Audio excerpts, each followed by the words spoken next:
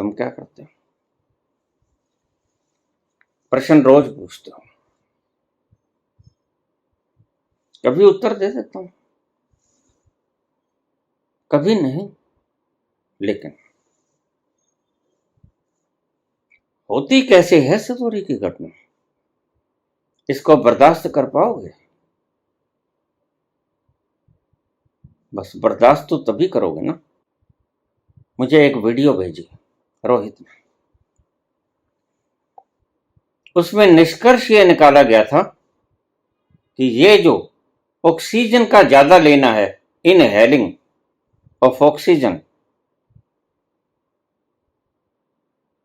It reduce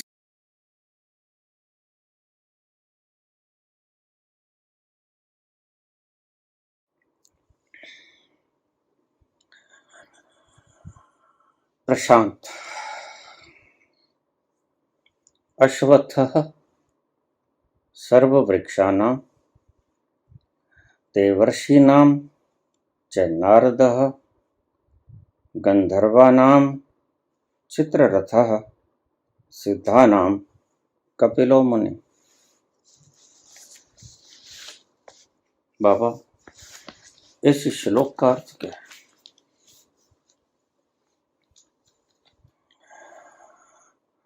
दसवें अध्याय का श्रीमद् भागवत गीता का 26वां श्लोक है। वृक्षों में मैं पीपल हूं, अश्वत्थ वृक्षों में मैं पीपल हूं। मुझे बहुत से लोगों के कमेंट्स आ जाते हैं, जब परमात्मा जरे जरे में विद्यमान है तो फिर श्री कृष्ण ऐसा क्यों कहते हैं? ये पार्शियलिटी, ये भेद क्यों करते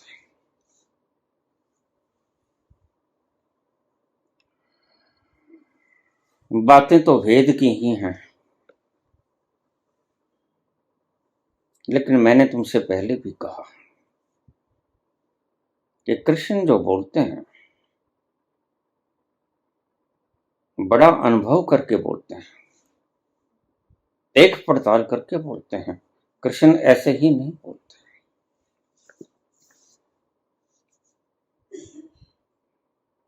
जैसे मैं कहता हूं कि ईशावास्यमिदं सर्वम यत् किंच जगत याम जगत, ईशावास्य उपनिषद में ये शब्द आता है, जगत के कण कण में विद्यमान है परमात्मा। बिल्कुल ठीक। फिर बाबा आप निंदा क्यों करते हैं? तो मैंने उनसे पूछा कि क्या मल मूत्र में परमात्मा नहीं होता? होता है तो फिर उसे खा क्यों नहीं लेते?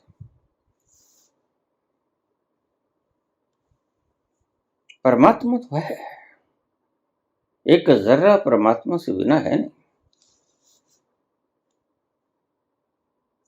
लेकिन क्या भक्ष्य है और क्या अभक्ष्य है,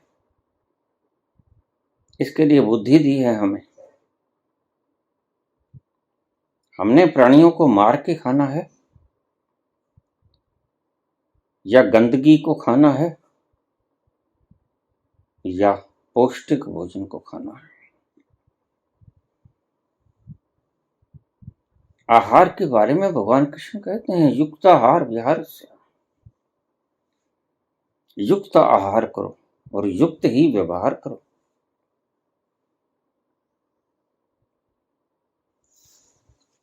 परमात्मा तो सब जगह है, लेकिन तुम परमात्मा सब जगह है तो ये गंदगी जो वराहा का भोजन है, सुअर खा लेता है, क्या तुम भी खा लोगे? नहीं खाओगे, तुम सुअर थोड़ी।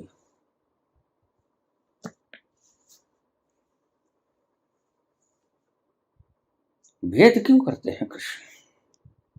कृष्ण एक एक अल्फाज को बड़ा सोच समझ के बोलते हैं और अपने अनुभव से हजारों बार गुजार के बोलते हैं।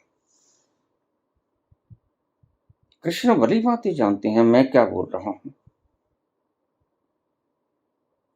वो कुछ बेहोशी के आलम में नहीं बोलते, वह परम जागृति की अवस्था में बोलते हैं।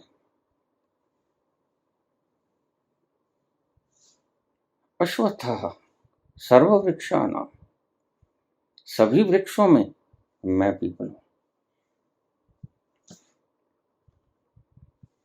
पूछते हैं प्रशांत के बाबा, इसका अर्थ क्या है और क्यों भेद करते हैं?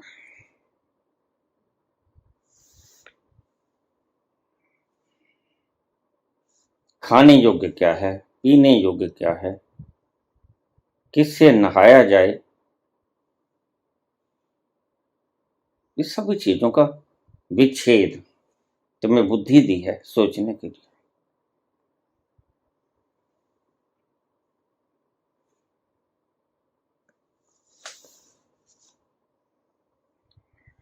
एक मस्त हाथी शराब पिए मद के नशे में चूर भागा जा रहा था। उसके ऊपर बैठा महावत जोर जोर से चिल्ला रहा था, हट जाओ हट जाओ हट जाओ, मस्त हाथी है, शराब पी रखी है, कुचल देगा, इसे कुछ दिखाई नहीं पड़ता।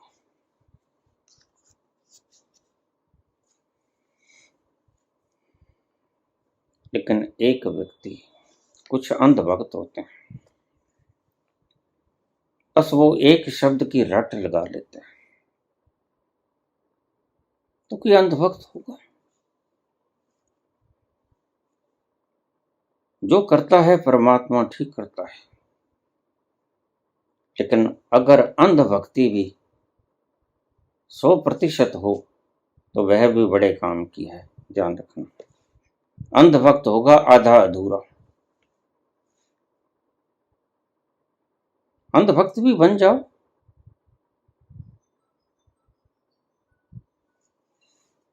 कोई गलत नहीं है, लेकिन पूरे पूरे बन जाओ, 100% बन जाओ। मैं तुमसे इसीलिए कहता हूं कि जो कुछ भी करो पूर्णता से करो, तल्लीनता से करो। तुम उसमें समा जाओ, तुम उसमें समाहित हो जाओ, तुम शून्य हो जाओ तो तुम्हें फल मिल गया। लेकिन अधूरा अधूरा अंधभक्त होगा, सुना होगा कि परमात्मा जो करता है ठीक करता है, अनुभव ना किया होगा। मैंने आपसे एक दिन पहले भी कहा अपने प्रवचनों में, मैं जब गौशाला मंदिर जाया करता था तो आंखें बंद रखता था, बिल्कुल बंद आंखें, और देखने वाले मुझे देख लेते थे, अंधा तो है नहीं, इसकी तो आंखें बड़ी सुंदर हैं, फिर ये आंखें बंद क्यों रखता है? बड़े लोगों से ने गौर से देखा मुझे, एक दिन पूछ ही लिया कि आप आंखें बंद क्यों रखते हो, भगवान ने आंखें दी किस लिए हैं? तब मुझे समझाया कि लोगों को पता चलता है। फिर मैंने काला चश्मा लगाना शुरू कर दिया, लेकिन उस चश्मे के भीतर से भी साइडों से दिखती थी मेरी आंख। फिर मैं एक दूसरा चश्मा ले आया, क्योंकि जाना तो आंखें बंद करके है। वह मार देगा तो मार दे। जब इतना ही समर्पण हो जाता है, वो ही तो समर्पण होता है।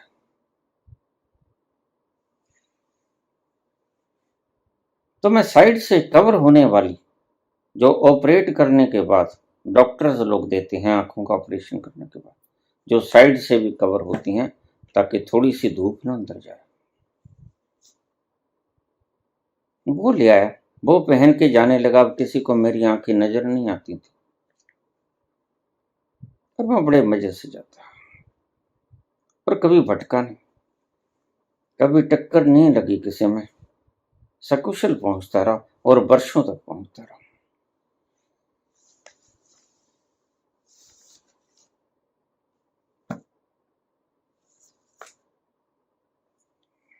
श्रद्धा हो तो वह तुम्हारी आंखें बनकर तुम्हारे साथ चलेगा। श्रद्धा ना हो तो आंखें होते हुए भी तुम टकरा जाते हो। जिन लोगों का एक्सीडेंट होता है वो आंखें खोल कर ही चलते हैं, लेकिन दुर्घटनाएं हो जाती हैं। अगर श्रद्धा परिपूर्ण हो, श्रद्धा विश्वास रूपिणो, तुम श्रद्धा रूप ही हो जाओ। ये बातें आचार्यों को जचेंगी नहीं। एक बात तुम्हें समझा दूं, मैं पहले ही बता देता हूं। जिन्होंने हर चीज में मीन मेख निकालना है कि एनलाइटनमेंट तो होती ही नहीं, मैंने कहा शाबाश। फिर मार्कस में और तुम में भेद क्या है? मार्कस कहते हैं परमात्मा नहीं। सच तो ये है कि उन्होंने परमात्मा देखा नहीं, और आचार्य कहते हैं कि एनलाइटनमेंट नहीं है। तो ठीक कहते हैं, ईमानदार है, क्योंकि एनलाइटेंड हुए नहीं। जो बोलेंगे खोपड़ी से बोलेंगे, यद्यपि परिभाषा करेंगे कृष्ण की गीता की, अष्टावक्र की, महागीता की, उपनिषद के श्लोकों की।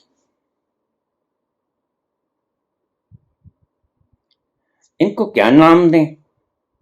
आप ही नाम दे दो जो उचित समझ पाओ। अश्वत्थः सर्ववृक्षाणां।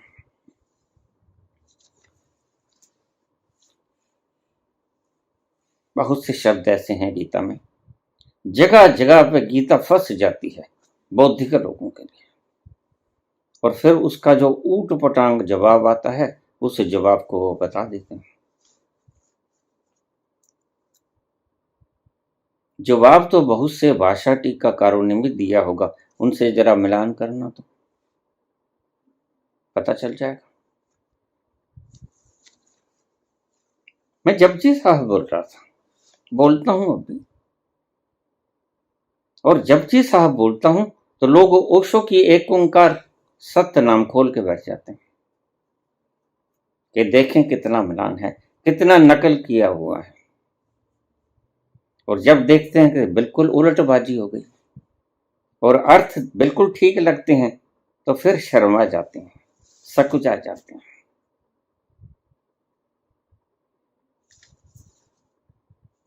उन्हें पता नहीं।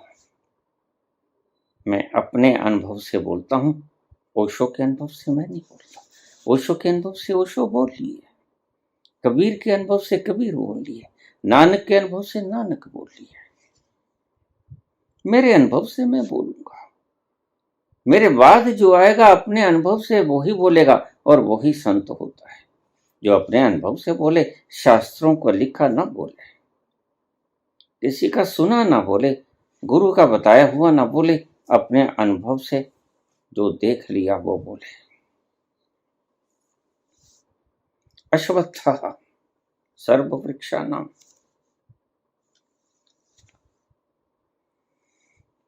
मैंने पिछले प्रवचन में कहा कि ब्रह्मांड से बातचीत कैसे हो सकती है।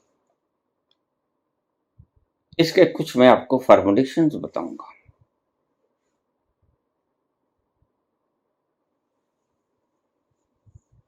ये उनमें से एक भाग है। सबसे पहला भाग ये है,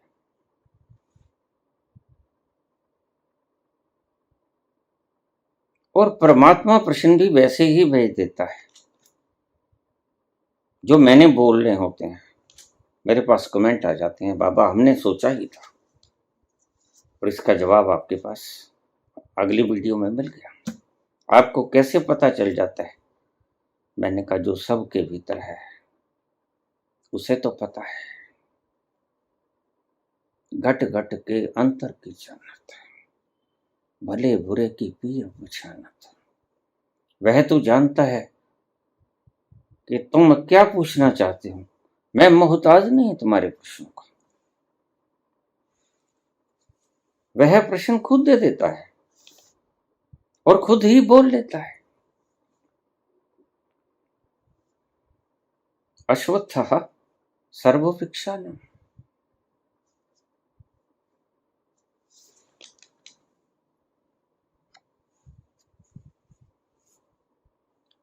हमारे भारतवर्ष में हमारा राष्ट्रीय वृक्ष आपको पता होगा वट वृक्ष है।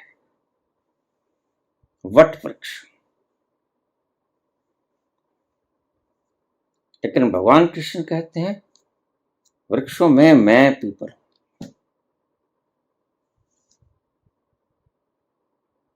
थोड़ा आगे चलें, इससे पहले मैं क्लियर कर दूं बात को।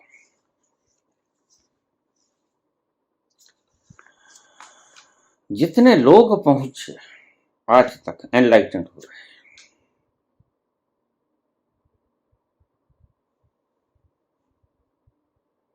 उनके आसपास पीपल के वृक्ष थे, पहली बात।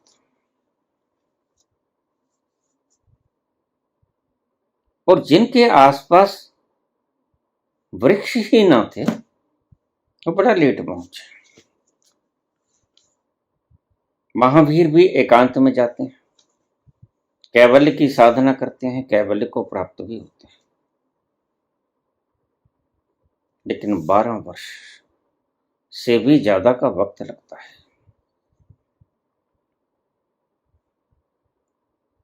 और बुद्ध पीपल के वृक्ष के बिल्कुल नीचे बैठ जाते हैं।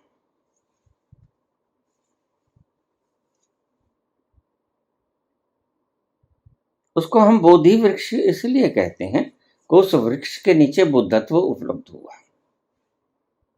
वह वट वृक्ष नहीं था, वह पीपल का पेड़ था।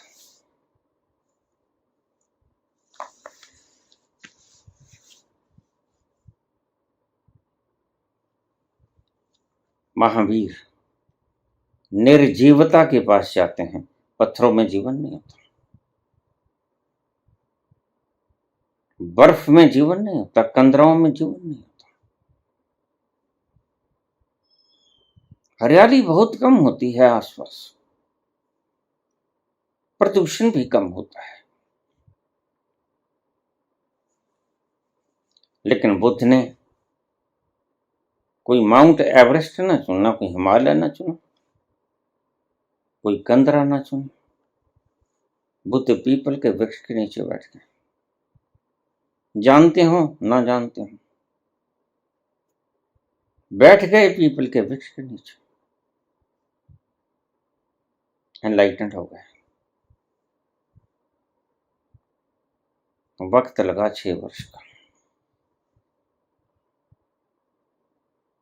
अब ध्यान से समझना मेरी बात को। सभी जैन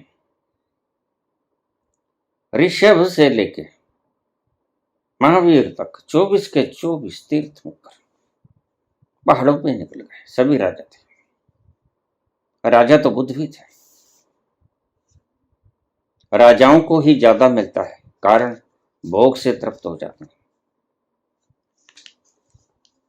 भोग में है नहीं, अपने अनुभव से जान लेते हैं। ये वो भिखारी की भांति नहीं है जिनको भिक्षा में काजू बादाम नहीं मिलते और वो कहते हैं हमने काजू बादाम का त्याग कर दिया। उन भिखारियों में से नहीं। ये मांगते हैं, भिक्षा पात्र लेके जाते हैं, लेकिन ये मालिक होते हैं, कपिल वस्तु को छोड़े हुए सम्राट होते हैं और अपनी इच्छा से छोड़ के आए होते हैं। ऐसे ही भगवान महावीर और ऐसे ही 24 के 24 तीर्थों का पहाड़ों पर एनलाइटेंड हुए। पहाड़ों पर ही उन्होंने ज्ञान को उपलब्ध किया, कैवल्य की अवस्था को उपलब्ध किया। बुद्ध भी निर्वाण को उपलब्ध होते हैं, लेकिन वो वृक्षों के नीचे होते हैं।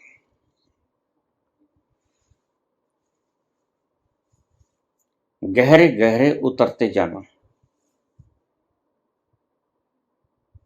आज डॉलरों की चमक हमें जड़ता की ओर ले जा रही है।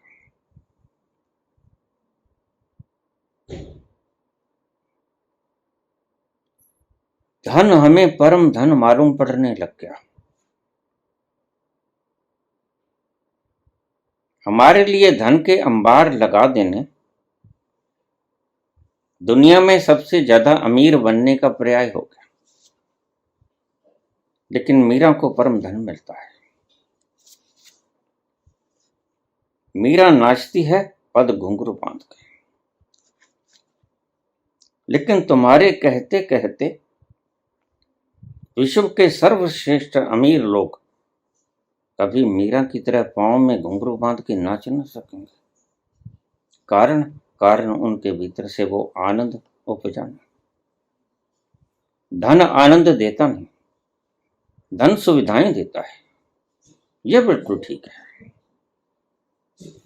लेकिन मीरा मीरा तो पहले ही सुविधा, वह तो राजघराने की ब्याही हुई थी।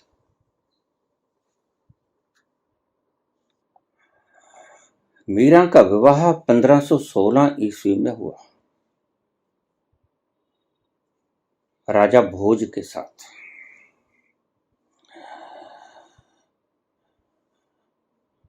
जो कि चित्तौड़गढ़ के राजा थे और वो पुत्र थे महाराणा सांगा के, जो मेवाड़ के राजा थे। तो मीरा का विवाह मेवाड़ के सिसोदिया राज परिवार में हुआ। राजघराने की बहू हो गई। 1516 में मीरा की शादी और 1521 में सिर्फ 5 साल शादी की। उसका पति भोजराज युद्ध में मारा गया, वह विधवा हो गई। शौक लगा। मैंने आपसे पहले भी कहा, जब व्यक्ति को कोई शौक लगता है तो वह एक बारगी अपने भीतर, अपने स्वयं के भीतर फेंक दिया जाता है ईश्वर के द्वारा। कुछ पल के लिए वह स्वयं का दर्शन कर लेता है। अवश्य ही जब सूचना मिली होगी भोजराज के मारे जाने की, तो मीरा के भीतर एक बिजली सी कौंधी होगी और मीरा भी फिक गई होगी अपने स्वभाव में। इसे ही सतोरी कहते हैं। जब तुम अपने स्वभाव में फेंक दिए जाते हो किसी भी कारण से, वह सतोरी की झलक होती है। तुम वहां विराजमान हो गए जहां कृष्ण कहते हैं स्थिति प्रज्ञ हो जाओ। बाहर के सर्कमस्टेंसेस ने तुम्हें स्थिति प्रज्ञ कर दिया, यद्यपि यह आर्टिफिशियल था, लेकिन कुछ देर के लिए तुमने वो स्वाद चखा। और मैंने तुमसे पहले भी कहा है, जिस दिन तुम एक पल के लिए उस स्वाद को चख लोगे, फिर उसके बाद तुम उसको त्याग न पाओगे। बुद्ध ने भी ये स्वाद चखा। अब मैं सदा से कहता हूं, अगर शुद्धोधन बचपन से ही इतना अंकुश ना रखते तो बुद्ध पैदा ना होते। उनके जागने से पहले सब मुरझाए पत्ते चुग लिए जाते हैं। सब जो मुरझाए कुम्हलाए फूल थे वो बीन लिए जाते हैं। मृत्यु की कोई खोज खबर वहां तक नहीं पहुंचती। उसे हरियाली ही हरियाली नजर आती। ऐसे पले बुद्ध।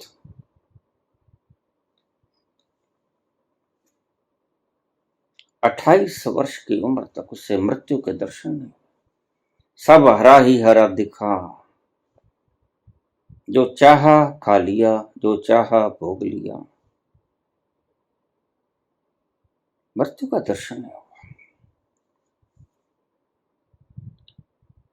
उसे स्वप्न में भी ख्याल नहीं था कि मृत्यु नाम की कोई चीज होती।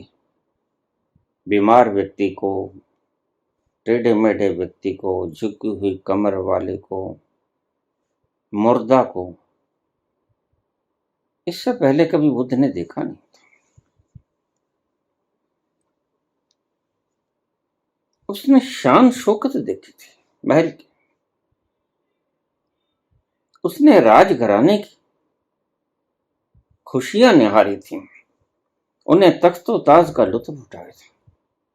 दास दासियां थी, सेवक, सुंदर पत्नी, सब था।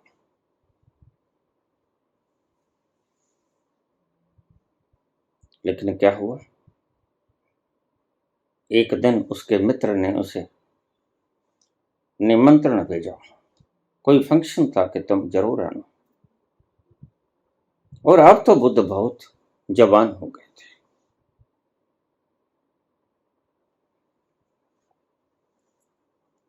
लेकिन शुद्धोधन का हृदय कांपा। इतने वर्षों से जकड़ा हुआ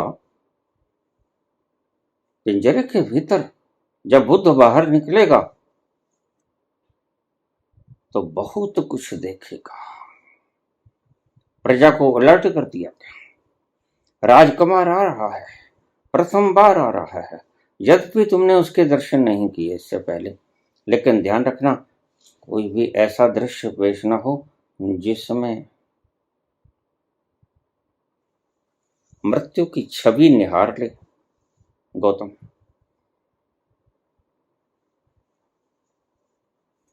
मृत्यु की छवि नहीं दिखनी चाहिए। और सारी उम्र जिसके लिए प्रयास किया, एक पल में वो प्रयास समाप्त हो गया।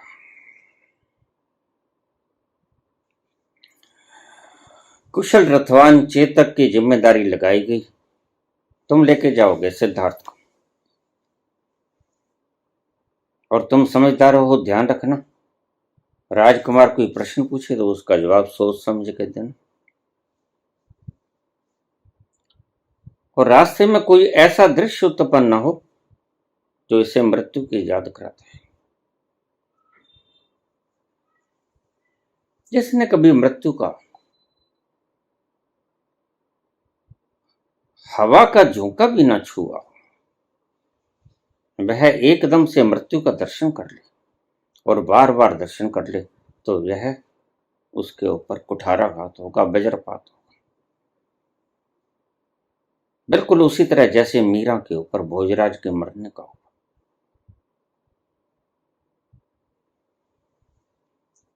जा रहे हैं बुद्ध। खुशी है मन में, अपने मित्र के फंक्शन में जाऊंगा। प्रथम बार आसपास देखता हुआ जा रहा था। महलों से बाहर पहली बार निकला था, जैसे पिंजरे से बाहर पहली दफे तोता आजाद हुआ।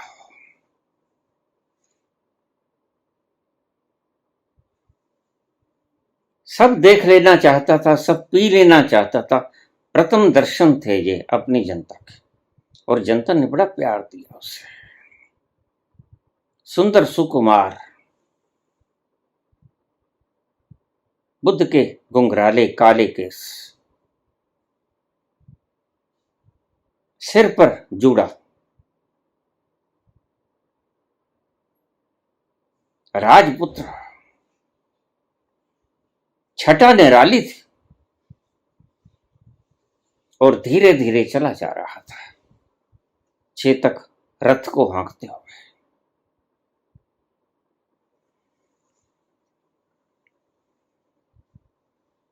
रास्ते में एक व्यक्ति आया, कमर झुकी हुई थी। उसने कहा रोको। रोको? रुक गया। ये क्या है?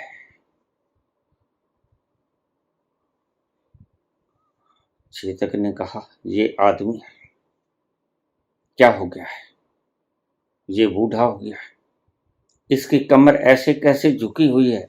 ये बूढ़ा हो गया है। आदमी है। आदमी है? मैं भी आदमी हूं। हाँ, क्या मैं भी बूढ़ा हो जाऊंगा? चेतक इंकार न कर सका। इतनी प्यारी मुस्कान से पूछने वाले ने इसने निर्दोष भाव से पूछा था कि प्रश्न का उत्तर सहजता से आत्मा के भीतर से बाहर उछल गया। कहते हैं हाँ राजकुमार, प्रत्येक व्यक्ति को एक दिन बुढ़ापा आता है। अछूते तो तुम भी ना रहोगे, बुढ़ापा तो तुम्हें भी आएगा। थोड़ा अफसोस हुआ, थोड़ा अपने स्वभाव में भीतर खिसका।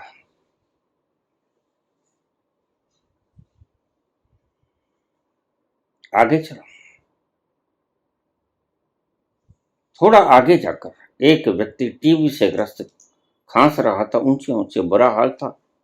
खांसते खांसते चेहरा लाल हो जाता। कतार में खड़ा था, प्रथम दर्शन करने थे राजकुमार के, पहली बार। इससे पहले इजाजत नहीं थी किसी को। आज प्रथम बार राजकुमार निकले हैं, उनका दर्शन कर लूं। और छवि निहारने योग्य थी, इतने सुंदर थे।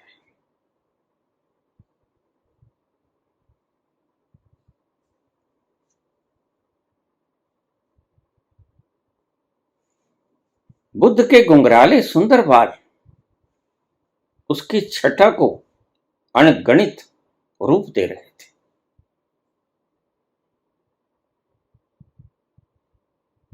और बड़ी सुंदर सुंदर आंखों से निहार रहे थे अपनी प्रजा को। उसने कहा, रुको,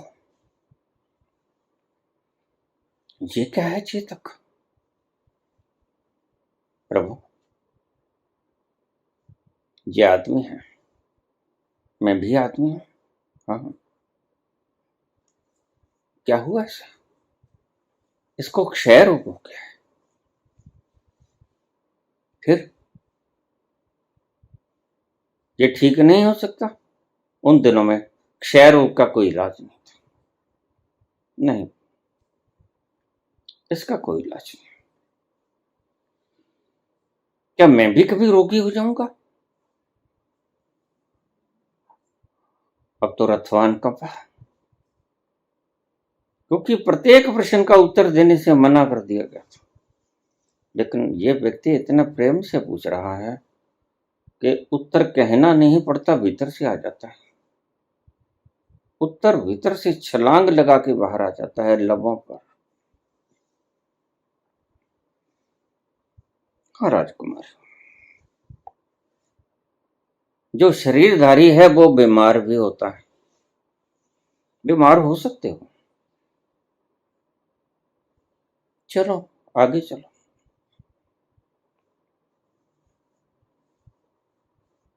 थोड़ी दूर के ऊपर जाकर एक मृत व्यक्ति की अर्थी चली जा रही थी। राम नाम सत्य है। 4 व्यक्ति उसको कंधों पे उठाए जा रहे थे, पीछे जनता जनार्दन थी। ठहर गया रथवान, अर्थी को तो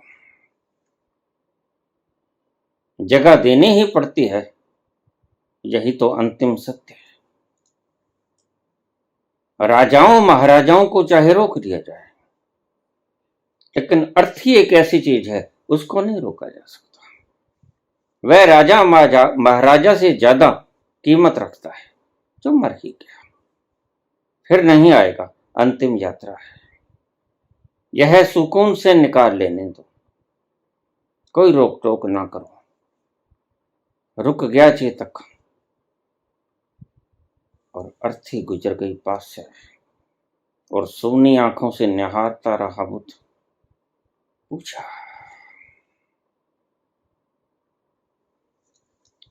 यह क्या है? यह क्या है? राजकुमार, ये आदमी है, मैं भी आदमी हूं। क्या हो गया है इसे? राजकुमार, ये मर गया है। मर गया है तो इसको कहाँ लेके जा रहे हैं? इसको शिव भूमि में लेके जा रहे हैं। इसका क्या करेंगे? यह वापस कब आएगा? मालिक, ये वापस नहीं आएगा। इसको आग लगा देंगे, आग लगा देंगे। मर गया है, क्या मैं भी मर जाऊंगा? चेतक, किंग कर्तव्य बोध जवाब दिए नहीं बनता था। मुख खुलता था, खुल खुल के बंद हो जाता था। हाँ प्रभु, जिसने जन्म लिया वो एक दिन मर ही जाएगा। क्या मैं भी मर जाऊंगा? बिला शक। चेतक जी, रथ को उल्टे ले चलो, बस बहुत हो गया। वह मृत्यु की खोज, वह मृत्यु का सत्य तुम रोज देखते हो, लेकिन बुद्ध ने पहली बार देखा था। और मैंने पहले ही कहा, मृत्यु का शौक, आघात तुम्हें अपने अस्तित्व में फेंक देता है एक बार की, और तुम उस सतोरी की झलक पा लेते हो। मुझसे लोग पूछते हैं कि सतोरी की झलक कैसे मिलेगी, मैं क्या बताऊं। ऐसे ही बाबा नानक ने नहीं कहा था, नजरी मोख द्वार, अगर उसकी नजर होगी, कर्मी आवे कपड़ा, ये मानव जामा तो तुम्हें मिल गया, उसके कर्म से, उसकी कृपा से। कर्मी आवे कपड़ा, नदरी मोख द्वार, और अगर उसकी नजर हुई तो तुम्हें मोख द्वार, यानी तुम्हें सतोरी की झलक मिल जाएगी। ये सतोरी की झलक बाबा नानक को मिले मोदी खाने में, जहां 13 पे जाके अटक गए। 12, 13 गिनती तो आगे भी होती है। तुल गया सारा मोदी खाना, और बाबा की गिनती न खत्म हुई।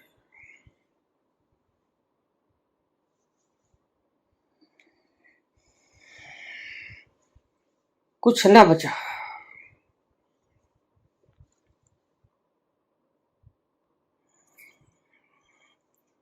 गल मुकिना, गल मुकिना सजन नल मेरी,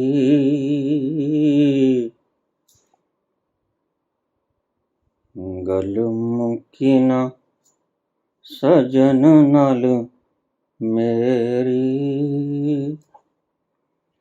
रब्बा वे तेरी रात मुक गई, रब्बा वे तेरी रात मुक गई, गल मुकिना, गल मुकिना सजन नल मेरी, रब्बा वे तेरी रात मुक गई, गल मुकिना। मोदी खाना चुप गया, गिनती ना खत्म। 13, 13, 13।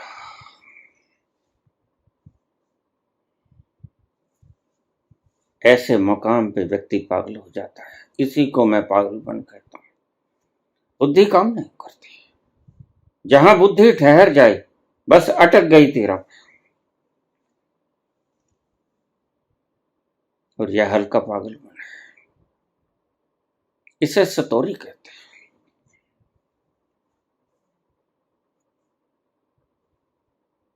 मुझसे लोग पूछ लेते हैं कि सतोरी की झलक किसी पदार्थ के सेवन से आ सकती है? आ सकती है, लेकिन बशर्ते तुम लिमिट के अंदर उसे प्रयोग करो। भांग सतोरी की झलक देने में समर्थ है।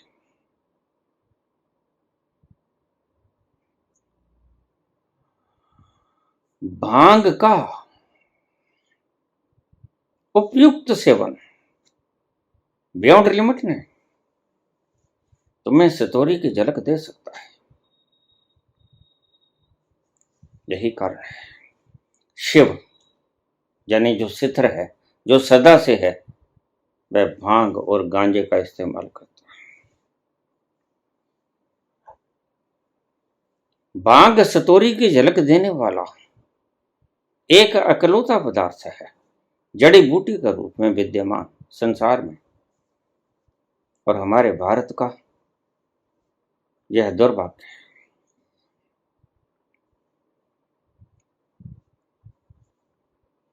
अध्यात्म के जगत में जिस सतोरी की परम आवश्यकता थी, उस पर हमने बैन कर दिया। सतोरी की झलक के बाद जब समाधि में व्यक्ति उतर जाएगा, फिर तो उसे भांग की जरूरत नहीं पड़ेगी, फिर तो इसे किसी नशे की जरूरत नहीं पड़ेगी, क्योंकि परम नशा मिल गया। लेकिन उससे पहले सतोरी का होना आवश्यक है। बिना सतोरी के तुम्हें विश्वास कैसे होगा, श्रद्धा कैसे होगी कि वो है? अज्ञात राहों पर चलने वालों,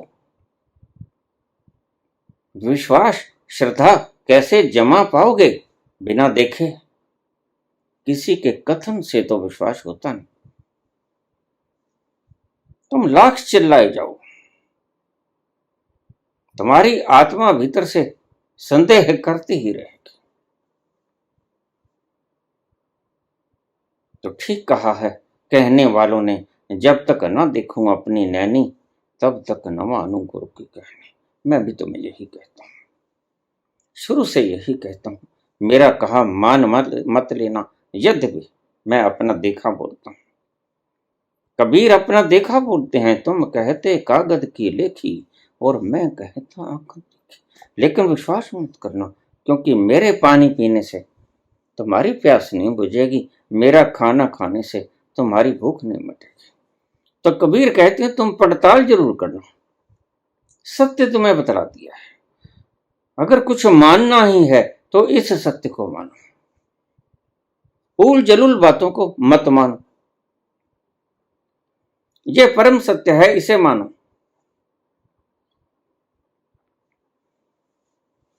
मृत्यु सत्य है, परम सत्य है, हम उसको नहीं मानते, उससे भागते हैं, उसको हृदय के भीतर प्रवेश नहीं करने देते, उससे हम भागते हैं।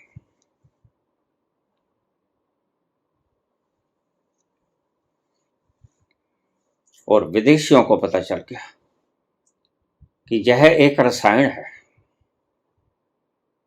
आज कनाडा में, अमेरिका में इनके ठेके खुल गए। विदेशियों ने सिर्फ हमारा धन ही नहीं लूटा, हमारे ऋषियों की बौद्धिक जो उन्होंने इन्वेंशंस की थी, वो भी लूट के ले गए। आज वो अपने देशों में इसे शुरू करने जा रहे हैं। उन्हें अच्छी तरह से देख लिया, एक्सपेरिमेंट कर लिया, मशीनों के द्वारा जांच पड़ताल कर ली कि भांग का दिमाग पे असर क्या होता है। पागल नहीं हो, और तुमसे ज्यादा सियाने हैं।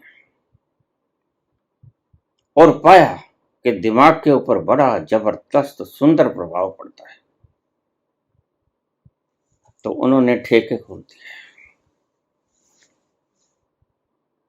बैंड थी, स्ट्रिक्टली बैंड थी, लेकिन आज विदेशों में खुली है। और भारत में निर्भाग्यता की बात बता रहा हूं, जो खोज हमारे ऋषियों ने की वो विदेशी लूट के ले गए। हमारा धन तो ले गए, हमारी गीता भी चुरा के ले गए, हमारी इन्वेंशंस भी ले गए जो हमारे मनीषियों ने खोजी। बिल्कुल एकांत में थे, बिल्कुल अकेले थे, और अकेले में ही उतरता है उसका संगीत, अकेले में ही उतरती है उसकी प्रज्ञा। जब तक तुम अकेले नहीं होते, भीड़ भाड़ में रहते हो, कोलाहल में होते हो, शोर में होते हो, वह नहीं उतरता। शोर में कभी नहीं उतरता, वह सदा उतरेगा मौन में, और तुम मौन पैदा करने में असमर्थ हो। जब कभी तुम्हें फुर्सत भी मिल जाती है मौन में जाने के लिए, तो तुम ताश खेलना शुरू कर देते हो, तुम बिजी हो जाते हो। तुम ये देखते हो कौन से सिनेमा में कौन सा अच्छा, कौन से मॉल में कौन सा अच्छा फिल्म लगा है, चलो देख के। तुम अपने आप को बिजी कर लेते हो, तुम खाली होने का मौका ही नहीं देते अपने दिमाग को। ताकि वो कहीं उतर ना जाए। और वो उतरता है बिल्कुल खामोश पलों में, जब तुम व्यस्त नहीं होते, जब तुम अव्यस्त होते हो, जब तुम बिजी नहीं होते। लेकिन एक शब्द तुमने ख्याल किया, हम व्यापार करते हैं, उसको अंग्रेजी में क्या कहते हैं? बिजीनेस। जब तुम व्यस्त होते हो, जब व्यापार करते हो तो तुम व्यस्त होते हो, तुम्हारी खोपड़ी काम करती है, तुम अव्यस्त नहीं होते। और वहां तक जाने का रास्ता है अव्यस्तता, नॉन बिजीनेस। नॉन बिजीनेस में तुम कभी आते हैं? नॉन बिजीनेस में तो तुम्हें नींद लेके जाती है, वह स्वाभाविक है। सांझ ढलती है, सूरज ढलता है, और भीतर तुम्हारे मेलाटोनिन सेरोटोनिन का उत्पादन शुरू हो जाता है और तुम्हें सुला देता है। वो तुम्हें प्रकृति लेके जाती है, तुम अपनी इच्छा से कभी नॉन बिजी हुए नहीं। और फिर तुम कहते हो दुखी है, बाबा दुखी है।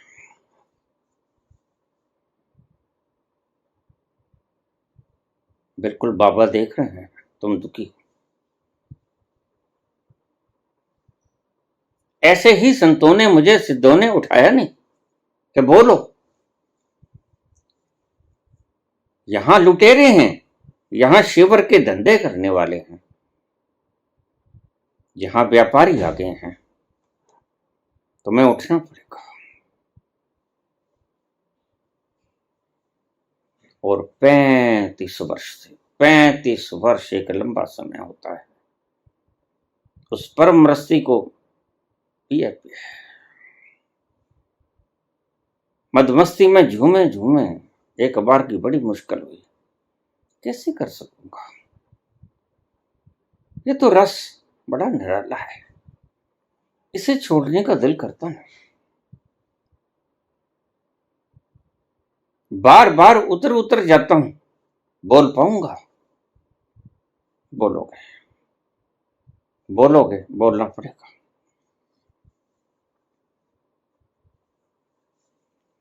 और क्या दिया तुमने बदले में?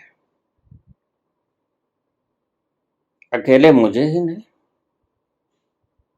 क्या दिया ईसा को, क्या दिया सत्य का वचन बताने वाले मंसूर अल हक को? काट दिया गया। क्या दिया मीरा को, क्या दिया सोक्रेटिस को?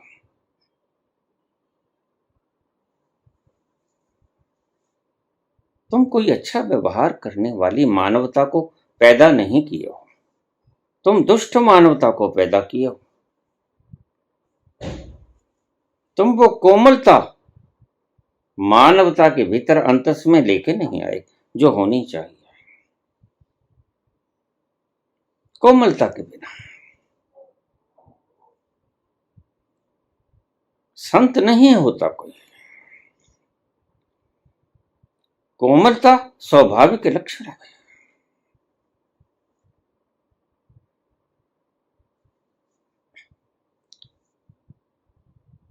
संत हृदय नवनीत समाना, ऐसा कोमल कि दूसरे का दुख देख के पिघल जाए, मक्खन की भांति। थोड़ा सा सेक लगा पिघल जाता है। तुम ऐसी मानवता जन्म नहीं दे पाए। तुम एक दूसरे से घृणा करने वाली, अपने अहंकार को प्रदर्शित करने वाली, अपने आप को बड़ा साबित करने वाली मानवता का निर्माण किए, और फिर तुम कहते हो हम दुखी हैं।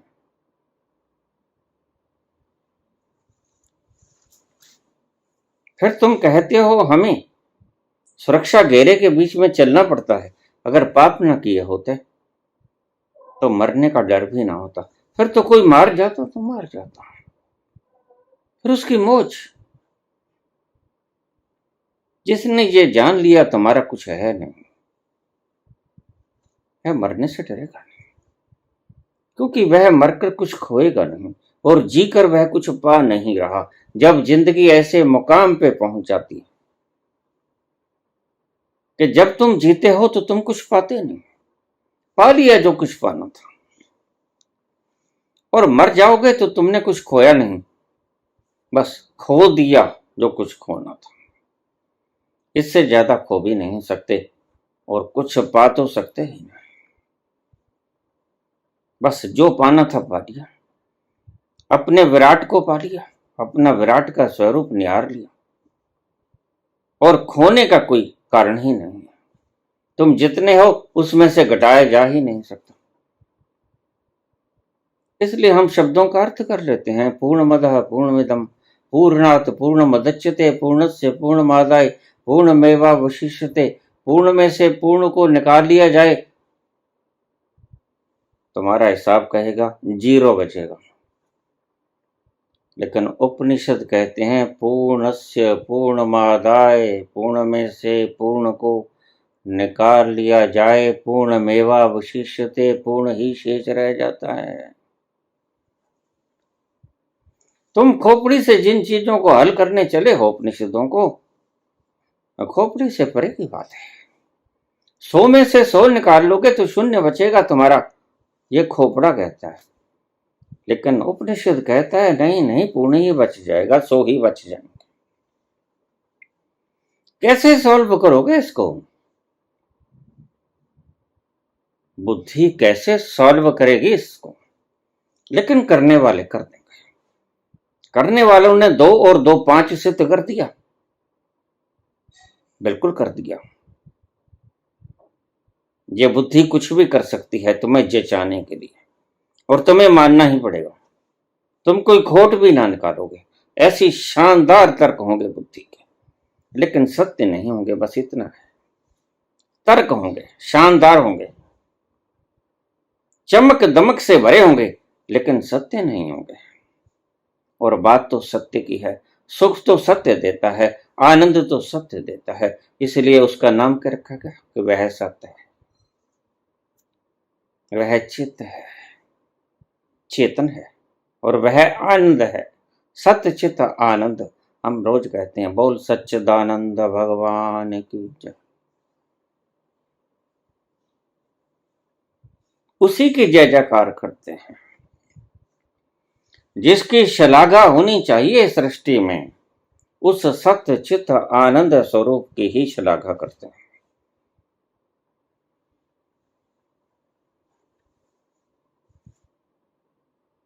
शौक लगा, चेतक रथ को वापस ले जाओ, बस हो गया। अपने स्वभाव में पटक दिया गया। मैंने तुम्हें पहले भी कहा है, जो घटना तुम्हारे दिमाग के ऊपर बम बनकर गिर पड़े, अकस्मात तुम अपने स्वभाव में उतर जाओगे। लेकिन वो घटना इतनी खतरनाक होनी चाहिए कि तुम्हारा दिमाग उसे बर्दाश्त न कर सके, क्योंकि तुम सदा बिजी रहना चाहते हो, तुम जगह नहीं देते। लेकिन इन खुले हुए पलों में वो घटना तुम्हें चीर कर तुम्हारे अंतस में प्रवेश कर जाती है, और तुम्हें सत्य का दर्शन हो जाता है। Who am I, self remembering हो जाती है, नो दाई सेल्फ हो जाता है उस क्षण में। एक घड़ी के लिए, एक पल के लिए हल्की सी बिजली कौंध जाती है, तुम्हारे होने की दर्शन हो जाता है। तुम क्या करते हो? प्रश्न रोज पूछते हो, कभी उत्तर दे देता हूं, कभी नहीं। लेकिन होती कैसे है सतोरी की घटना, इसको बर्दाश्त कर पाओगे?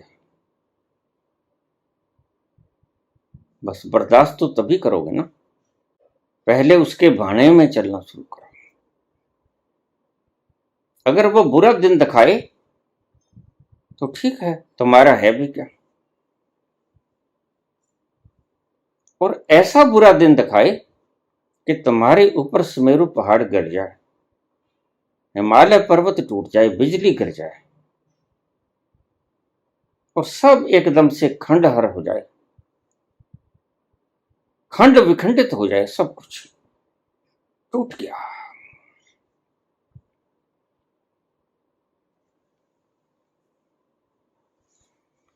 बिखर गए सपनों के मोती,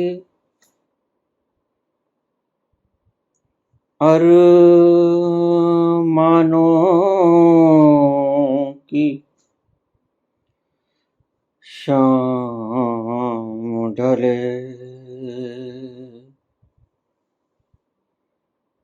कहीं चले बारात किसी की, कहीं किसी का प्यार जले, कहीं किसी का प्यार जले। जब तक ये घटना न घटे, तुम्हारा कोई प्यारा जिससे तुम अनन्य मोह करते हो, वह मोह टूट न जाएगा, प्रकृति न तोड़ देगी, तुम तो नहीं तोड़ोगे। तुम चाहते हो सुखी भी रहें और अपने स्वभाव में भी उतर जाएं, यह करीब करीब इम्पॉसिबल है। करीब करीब कहता हूं, बस एक दुख ही है। जिस दिन तमन्ना हो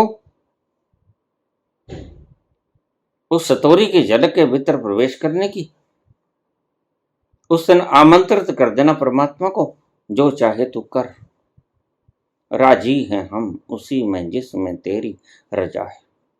अपनी तो यूं भी वाह है, यूं भी वाह है। जिस दिन उस सतोरी को देखने की तमन्ना हो जाए, गहरी तमन्ना हो जाए, उस दिन छोड़ देना अपने नाव की पतवार को, उस अज्ञात के हाथों में दे लेना। तुम्हें जल्दी ही सतोरी मिल जाएगी। अगर तुम्हें आज तक सतोरी की झलक नहीं मिली, उसके ऊपर विश्वास नहीं हुआ, तो कसूर तुम्हारा है। तुमने अपनी नैया की पतवार उसके हाथ में दी नहीं, तुम बिजी रहे, कभी कथा वाचन में, कभी कथा श्रवण में, दोनों ही उलझे रहे। कोई कथाकार कथा वाचन करता रहा, कोई श्रावक कथा को सुनता रहा। कहानियां हैं और कहानियों से कभी कोई बदलाव नहीं आता। जीवन का सत्य कहानी नहीं है, जीवन का सत्य असलियत है। कहानियों से तुम परिवर्तित नहीं होगे।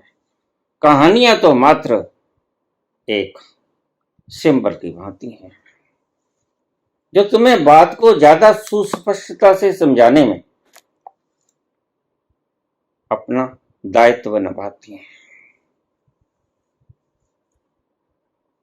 चले वापस।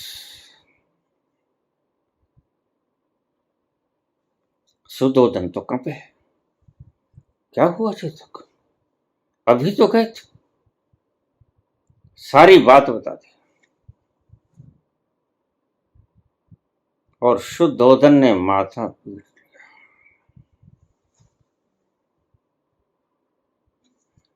परिणाम जल्दी ही सामने आया। फिर क्या है जो कभी मरता नहीं? मैं तो मरूंगा। छोड़ दिया राजमहलों को, बस मृत्यु का स्मरण इतना गहरा जिसको भी आ गया, उसको महल दो महले अच्छे नहीं लगते, उसको ये तख्तो ताज अच्छे नहीं लगते, वह छोड़ ही देता है। महावीर हो के बुद्ध हो कि 24 के 24 तीर्थ करो। निकल गया। अश्वत्थ सर्व वृक्षानाम, सभी वृक्षों में मैं पीपल हूं।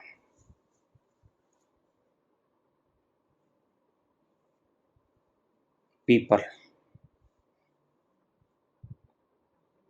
मेरे एक मित्र थे डॉक्टर, अब भी है, आर्य समाज के प्रधान थे। आर्य समाज के ऊपर से एक पीपल की शाखा जाती थी। वहां के किराएदार ने कह दिया, शाखाएं बड़ी तंग करती हैं, हम रात को सोते हैं तो हमारे ऊपर गिरते हैं। उसने कहा हम कटवा देते हैं, छंगवा देते हैं। वह चला पीपल को छंगवाने। मैंने पूछा कहां जा रहे हो? कहता पीपल को छंगवाने जा रहे हैं। मैंने कहा तुम्हारा क्या लेता है पीपल? कहता वो जो किराएदार हैं वो इतराज करते हैं।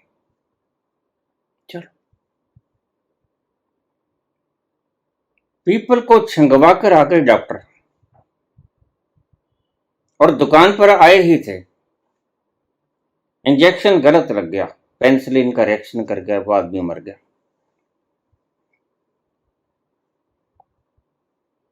बात गहरे में चली गई।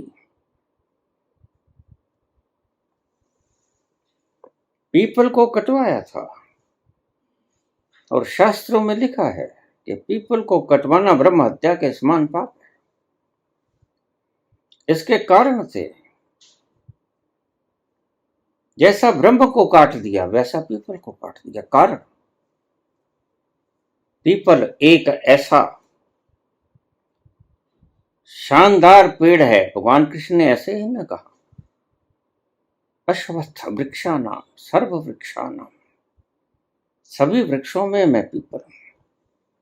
24 में से 22 घंटे ऑक्सीजन छोड़ता है, कार्बन डाइऑक्साइड लेता है। और ध्यान रखना, जो भी कोई व्यक्ति पहुंचा, जल्दी पहुंचा, उसके आसपास पीपल का वृक्ष अवश्य होगा। हम तो दड़ादड़ आज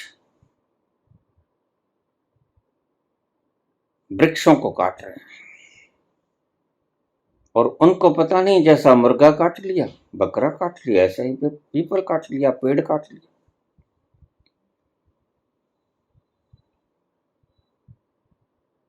तुम्हारी होने वाली पुश्तों को देकर क्या जाने वाले हो, कभी सोचा? ये बंजर जमीन देके जाओगे, ये उजड़े हुए वन देके जाओगे, ये दूषित नदियां देके जाओगे, तो तुम्हारी आने वाली पुश्तें तुम्हें धिक्कार करेंगी, तुम्हें उलाहना देंगी, ये तुमने क्या किया। फिर अगर ऐसा ही था संसार, तो तुमने जन्म काहे दिया? फिर जन्म ही ना देते। जन्म देने का अर्थ है, देखो ये संसार कितना सुंदर है, मैंने इसकी सुंदरता को निहारा, तुम भी इसकी सुंदरता को निहारो। बस माँ बाप इसी हिसाब से जन्म देते हैं, और जो कुछ करते हैं उसकी खुशी के लिए करते हैं। तो हम अपने पुश्तों को ये कुछ देकर जाएंगे? ये कटे हुए पेड़, ये धरती, वनों को बेरहा के अंदर रोती हुई धरती, ये नदियों का दूषित पानी, ये बच्चों को पीने के लिए देके जाएंगे, अपने बच्चों को? कभी सोचा आपने? बच्चों के लिए धरोहर यही है तुम्हारे लिए, तुम्हारे पास ये दूषित वायु। देखा है कितनी प्रदूषित वायु तुम देख देख 300, 350, 400, 500 आय क्यों होता है?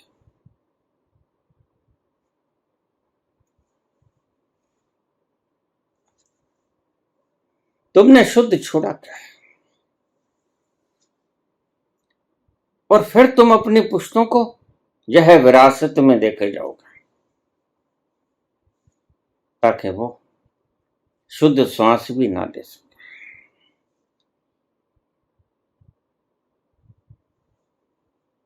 अभी 2-4 दिन पहले मुझे एक वीडियो भेजी रोहित ने। उसमें निष्कर्ष ये निकाला गया था कि ये जो ऑक्सीजन का ज्यादा लेना है, inhaling of oxygen, it reduces the danger of कैंसराइटिस।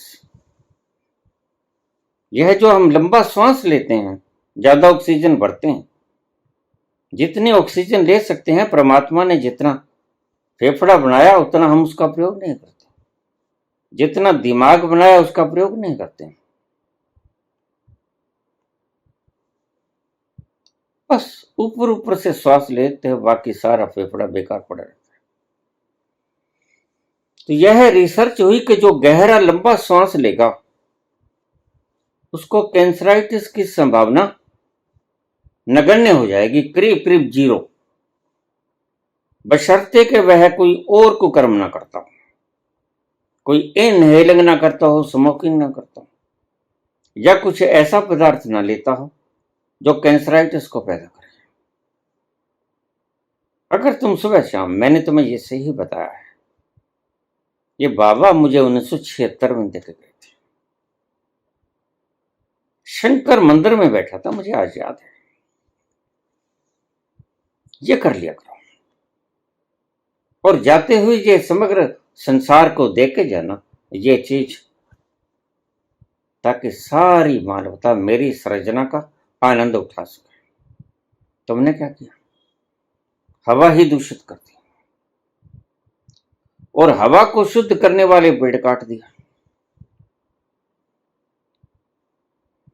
चारों तरफ चीत्कार मची, पशु कट रहे हैं, उनकी चीत्कार। और तुम ये मत सोचना यह सारा वातावरण दूषित है।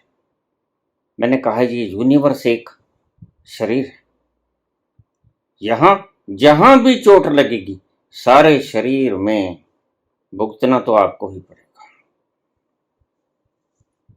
जिन्होंने कहा मांसाहार मत करो, उन्होंने ऐसा ही नहीं कहा। मांसाहार करने से ये जो निर्दोष प्राणियों की चीत्कार निकलती है वह वातावरण के भीतर गूंजती रहती है। तुम्हें पता है, तुमने जो बोला, मैंने जो आज बोला, वह खत्म नहीं होगा। भगवान कृष्ण की गीता को आप आज भी सुन सकते हो, सुनने की क्षमता होनी चाहिए। ब्रह्मांड में सब याद है, भगवान कृष्ण की गीता सब संग्रहित है।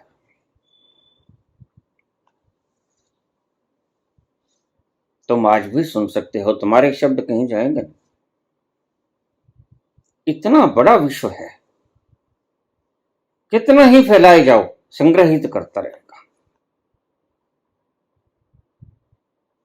लेकिन तुमने प्रदूषित कर दिया। पेड़ पौधे तुमने काटने शुरू कर दिए, नए पेड़ पौधे तुमने लगाए नहीं, नदियों को पीने का जल तुमने गंदला कर दिया। अभी कल परसों रिपोर्ट आई कि करीब 10 स्टेट्स थोड़े सालों में पानी से विहीन हो जाएंगे, त्राही त्राही करने लगेंगे। पानी का स्तर इतने नीचे स्तर पे चला गया है। और पानी, बाबा ने जो आखिरी शब्द कहा, जप जी का, वो बड़ा प्यारा है। वो तुम्हें याद करने के लिए नहीं कहा था, उस पर वो तुम्हें इंप्लीमेंट करने के लिए कहा गया था। तुम उसके अर्थ कर लेते हो बस। जप जी के अर्थ कर लिए, that is sufficient for you. नहीं नहीं, उसके अर्थ करने से नहीं, बाबा को समझा के गए आपको। क्या कहते हैं, पूर्ण गुरु पाणी पिता, इन दोनों को बचा के रखो। पवन गुरु पानी पिता, पवन के बिना तुम 1 मिनट नहीं काट सकते।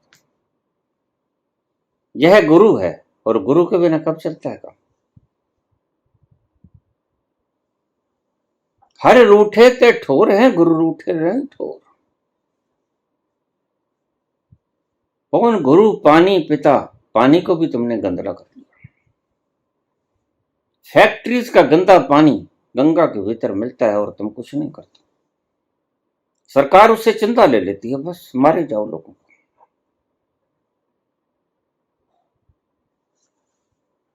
ये कैसी सरकारी हमने चुन ली? ये हत्यारी सरकारी, इनको बदल डालो, या इनसे कहो कि तुम बदल लो अपने स्वभाव को। दोनों में से कोई काम करो, या तुम अपने स्वभाव को बदलो, अपने कामकाज को बदलो, या हम बदल देंगे तुम। बोलो कौन सा मार्ग चुनते हो? कौन गुरु पानी पिता माता धरती महत्ता, तीसरी धरती भी हमने प्रदूषित कर ली पेस्टिसाइड्स को छिड़क छिड़क। माता धरती महत्व, लेकिन हमने न पानी को छोड़ा, न धरती को छोड़ा, न वायु को छोड़ा, सब प्रदूषित कर दिया। और हम अपने बच्चों को गिफ्ट में ये चीज देके जाएंगे और ढेर सारी संपत्ति देके जाएंगे। ये लो बच्चों, तुम्हारे लिए कमाया। क्या खाक कमाया है? जो बुनियादी चीजें थी वो तुमने प्रदूषित कर दी। पैसे का क्या करेंगे? चाटेंगे। सुंदर महलों का, 5-5 महलों का क्या करेंगे? जो प्रति पल हमें जरूरत पड़ती है ऑक्सीजन की, वायु की, वो तो तुमने प्रदूषित कर दी। अज्ञात तरंगे शीतकालों से युक्त हैं पशुओं की, तुम रोज काट रहे हो और धर्म के नाम पे काट रहे हो। बड़े मजे की बात। और ताड़ियां मारते हो और ईद मनाते हो, बकरीद, काटो बकरो। हद हो गई। इसलिए मैं कहा करता हूं, धर्म को विदा कर दो इस धरती से जितनी जल्दी हो सके, वो चाहे कोई भी धर्म। एक दिन पाखंड बन ही जाता है। शीशा हो या दिल हो, आखिर टूट जाता है। धर्म एक दिन विकृत हो ही जाता है। धर्म के नाम पर विकार फैलाने वाले और धर्म के नाम पर भ्रष्टाचार फैलाने वाले लोग एक दिन आ ही जाएंगे।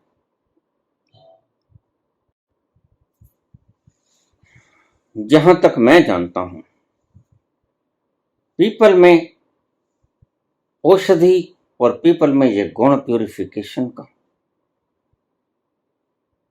पीपल की जड़ से लेके पत्तों तक, तनों तक,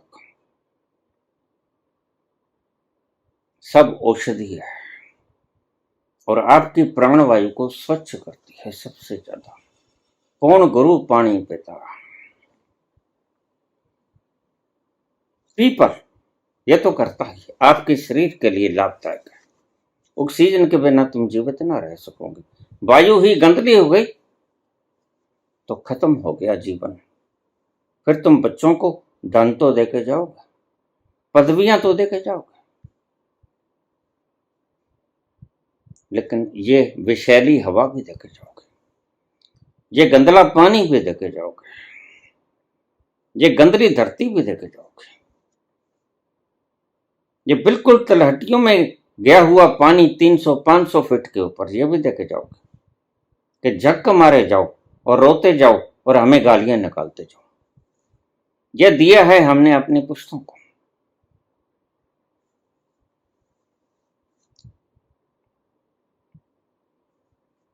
ऐसा मत करो, या तो बच्चों को जन्म ही मत दो। अगर जन्म दिया है तो कृपा करके ये काम मत करो। प्रत्येक व्यक्ति का, मैंने पहले भी बहुत बार कहा है, प्रत्येक व्यक्ति का ये धर्म बनता है। तुम मर जाते हो, कितनी लकड़ियां लगती हैं? क्या तुमने उतनी लकड़ियों को जन्म दिया, उतने पेड़ लगाए? तुम तो अपनी अंत्येष्टि के वक्त जो लकड़ियां प्रयोग होती हैं उतनी भी तो पैदा नहीं कर पाते।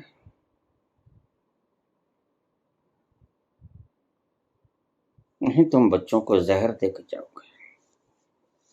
और अपने बच्चों को कोई जहर देता है? हाँ, तुम दे रहे हो। तुमने 50 वर्षों में इतनी जहरीली बना दी है सारी तीनों चीजें जो बाबा नानक बता के गए हैं। कौन गुरु, पानी, पिता, माता, धरती, महत। न तुमने मिट्टी को शुद्ध छोड़ा, न पानी को छोड़ा, न वायु को छोड़ा। आज से ही संकल्प ले लो कि जब किसी की अंत्येष्टि करोगे या कोई बच्चा जन्म लेगा तो वह बच्चा तो अभी असमर्थ है। जन्म लेते ही उस बच्चे के 2 पेड़ जरूर लगाना, मैं कम से कम बता रहा हूं। और जब किसी की अंत्येष्टि करके आओ तो 2 पेड़ फिर लगाना। इससे तुम्हारी हवा प्रदूषित होने से बच जाएगी, पानी शुद्ध हो जाएगा। हटा दो इन कारखानों को जो गंदगी फैलाते हैं। गंगा की सफाई के ऊपर पैसा मत खर्च करो। इन फैक्ट्रियों से जो चंदा लेते हो, इन फैक्ट्रियों को बंद करो। इनसे चंदा लेना बंद कर दो। इनसे कहो तुम जाओ, जहां चाहे जाओ, लेकिन कृपा करके ये गंदगी हमारी नदियों को खराब मत करो।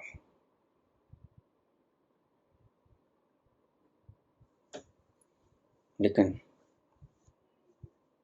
तुमने तो भ्रष्टाचारी, लोभी गद्दियों पर बैठा दिए जो दुहाई देते हैं भ्रष्टाचार को हटाने की, लेकिन खुद ही भ्रष्टाचार को फैलाते हैं। अब तुम्हें क्या क्या बात कहूं, तुम खुद समझदार हो। थोड़ी सच्चाई को फरोलो, मुझे कुछ लेना देना है। तुम जरा मेरे जीने के ढंग को देखो। मैं कोई प्रदूषण नहीं फैलाता।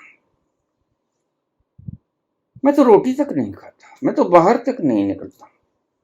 मुझे क्या लेना देना है। लोग मुझे कह देते हो बाबा सियासत पर क्यों बोलते हो। मैंने कहा और कौन बोलेगा।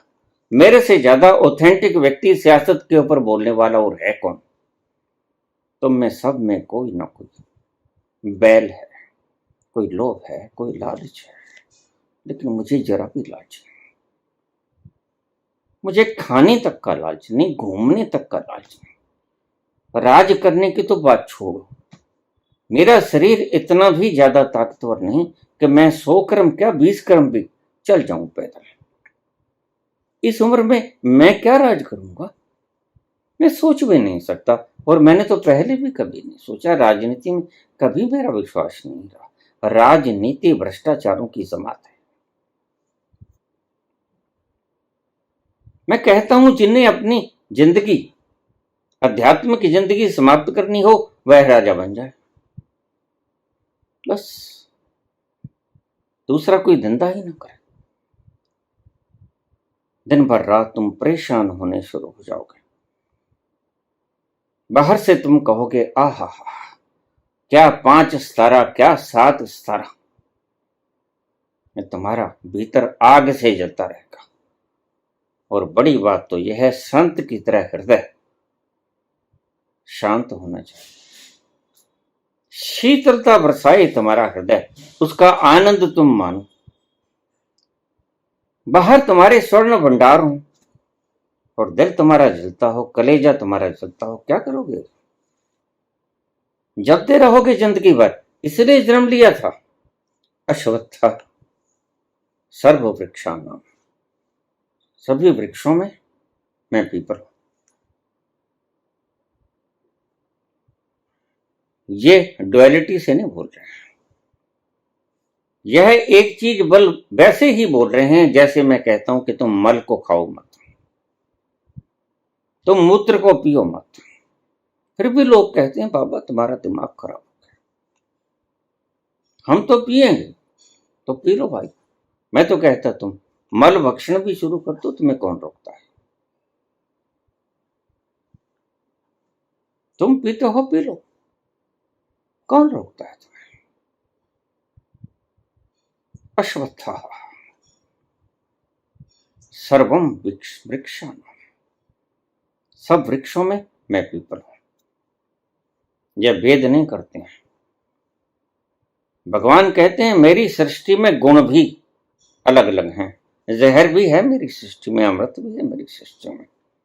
इसका मतलब यह नहीं कि मेरी सृष्टि में और अमृत में भी मैं हूं और जहर में भी मैं हूं। तो इसका मतलब यह नहीं कि तुम जहर खाने लग जाओ। अमृत भी बनाया है, बुद्धि भी दी है तुम्हें। तो वह महावत कह रहा था, हट जाओ हट जाओ, पागल हाथी आ रहा है और अंधभक्त मस्ती में आ रहा था। परमात्मा जो करेगा ठीक करेगा। और उस पागल हाथी के पांव चले आ गया, टूट गया हाड पांव, पता नहीं कितने फ्रैक्चर हो गए, रोने लग गए, चलाने लग गए। कहता, हे भगवान, मैं तो तेरे पे विश्वास करके चला था, विश्वास अधूरा होगा और तूने यह क्या कर दिया। हाथी ने रगड़ दिया मुझे, पता नहीं कितने फ्रैक्चर हैं। मैं तेरे आश्रय चल रहा था। महावत समझदार था। वो कहता है, अगर तुम सोच रहा था कि परमात्मा जो करता है ठीक करता है, तो मैं भी तो परमात्मा ही बोल रहा था कि हाथी ने शराब पी रखी है भाई, परे हट जाओ, ये पागल है, इसको नशा करा के लेके आया हूं मैं, युद्ध में चला, तुम हट जाओ, ये लपेट देगा तुम्हें। मैं भी तो परमात्मा ही बोल रहा था, तुम्हारे कान भी थे, तुम सुन भी रहे थे, फिर तुमने परमात्मा की ये भाषा क्यों नहीं सुनी। तो परमात्मा तुम्हें अलर्ट भी करता है, लेकिन तुम होते नहीं, ये तुम्हारी स्वतंत्रता है। अगर कोई कह रहा है कि हट जाओ, ये पागल हाथी है, रगड़ देगा, मसल देगा, तो वह भी तो परमात्मा है। जब जर्रे जर्रे में परमात्मा है और परमात्मा ने तुम्हें सुनने के यंत्र दिए हैं, कान, तुम सुन भी रहे हो, लेकिन फिर भी तुम अंधभक्ति में डूबे रहोगे, तो फिर देखो फ्रैक्चर तो सहने ही पड़ेंगे। फिर परमात्मा का इसमें कोई दोष नहीं। अश्वत्थ सर्ववृक्षाणाम। तो कृष्ण बहुत बातें करते हैं। तुमने पूछा, लेकिन ये सुपीरियरिटी नहीं कह रहे हैं, कोई सुपीरियर है, कोई इंफीरियर है, वो सिर्फ इनके गुण और दोष बता रहे हैं। वो कहते हैं, वो जहर क्या जो मार ना दे, मरना चाहते हो तो पी लो। वो अमृत क्या जो जला ना दे, जीना चाहते हो तो अमृत पी लो। भला भलाई पे लहे, नीच लहाइये नीच, सुधा सराइये अमृता, गर्ल सराइये मीच।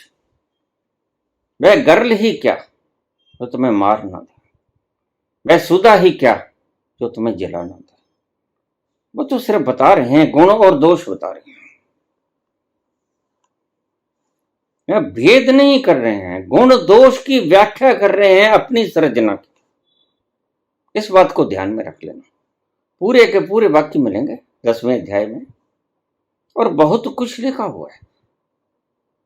मुनियों में नारद हूं, ये हूं, वो हूं, सब बताएंगे और सबके गहरे अर्थ हैं, लेकिन वीडियो बहुत लंबा हो गया है। बाकी अगले प्रवचन में हमने जो शुरू किया है कि ब्रह्मांड से हम कैसे मांगें, तो पहले तो ब्रह्मांड से कैसे ना मांगें, कैसे कटा हमारा संपर्क, यह बताऊंगा आपको। यह हमने जो प्रदूषण फैलाया, इससे हम ब्रह्मांड से कटे। कौन गुरु पानी पिता, पवन को शुद्ध कर दो, प्रदूषण मत फैलाओ। प्रत्येक देश के बाशिंदों को यह ध्यान में रखना चाहिए कि हम भी यहीं श्वास लेते हैं, उसका अल्टरनेटिव खोजना चाहिए। यह तुम्हारे बच्चों की अमानत है जो तुम छोड़ के जाओगे। उनके लिए हम क्या धरोहर छोड़ के जाते हैं, उनके लिए तुम इतनी कमाई तो कर जाते हो। 5-4 बिल्डिंगें छोड़ जाते हो, सुंदर सुंदर कारें छोड़ जाते हो, आभूषण छोड़ जाते हो, हीरे मोती जवाहरात छोड़ जाते हो, अच्छा साम्राज्य छोड़ जाते हो, अच्छी व्यवस्था कर देते हो, अच्छी पढ़ाई कर लेते हो, सब कर लेते हो, लेकिन बुनियादी चीजों का क्या होगा? ये गंदली वायु, ये दूषित पानी, ये गंदली धरती, ये सौंप के जाओगे? जरा सोचना और इनको शुद्ध करने की कवायद में लग जाना। प्रत्येक व्यक्ति अपनी जिम्मेदारी समझ कर इनको शुद्ध करने की कवायद में लग जाना। पानी को भी शुद्ध करो, और जो सरकारें पानी को अशुद्ध होने से रोकती नहीं, उनको हटा दो। जो वायु को प्रदूषित होने से, इनके हाथ में है सब कुछ, ये चंदा लेते हैं। जो पशुओं को कटने में चंदा लेते हैं, उनको हटा दो। यह जो मरते हुए त्राही त्राही करते हैं, दर्द किसे नहीं होता? तुम जरा अपनी उंगली के मार के देखो। और फिर वो तरंगें, दुख की तरंगें जो बाहर फैलेंगी, वह तो सारी सृष्टि को भोगनी पड़ेगी भाई। वो तुम अकेले ही थोड़ा भोग रहे हो। वो जो तरंगें दुख की निकलेंगी, वो सारी सृष्टि में फैल जाएंगी। जैसे दुर्गंध गंदे नाले की, सिर्फ नाला ही दुर्गंधित नहीं होता, जो उसके पास से गुजरता है वो सभी नाक को ढक लिया करते हैं।